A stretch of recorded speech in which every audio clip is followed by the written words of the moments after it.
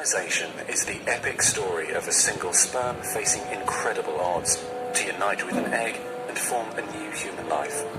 It is the story of all of us.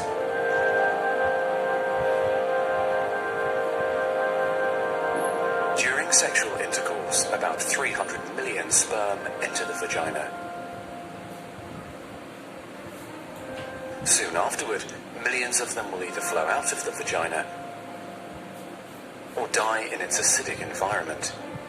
However, many survive because of the protective elements provided in the fluid surrounding them. Next, the sperm must pass through the cervix, an opening into the uterus. Usually, it remains tightly closed, but here the cervix is open for a few days while the woman ovulates. The sperm swim through the cervical mucus, which is thinned to a more watery consistency for easier passage. Once inside the cervix, the sperm continues swimming toward the uterus, though millions will die trying to make it through the mucus. Some sperm remain behind, caught in the folds of the cervix, but they may later continue the journey as a backup to the first group. Inside the uterus, muscular uterine contractions assist the sperm on their journey toward the egg. However, resident cells from the woman's immune system, mistaking the sperm for foreign invaders, destroy thousands more.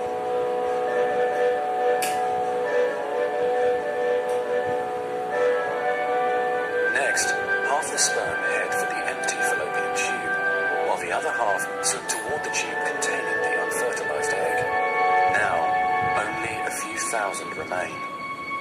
Inside the fallopian tube, tiny cilia push the egg toward the uterus. To continue, the sperm must surge against this motion to reach the egg. Some sperm get trapped in the cilia and die. During this part of the journey, chemicals in the reproductive tract cause the membranes covering the heads of the sperm to change.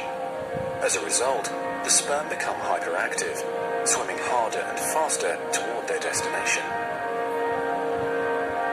At long last, the sperm reach the egg.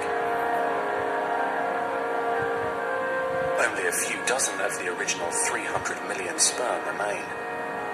The egg is covered with a layer of cells called the corona radiata. The sperm must push through this layer to reach the outer layer of the egg, the zona pellucida. When sperm reach the zona pellucida, they attach to specialized sperm receptors on the surface, which triggers their acrosomes to release digestive enzymes, enabling the sperm to burrow into the layer. Inside the zona pellucida is a narrow, fluid-filled space just outside the egg cell membrane. The first sperm to make contact will fertilize the egg. After a perilous journey and against incredible odds, a single sperm attaches to the egg cell membrane.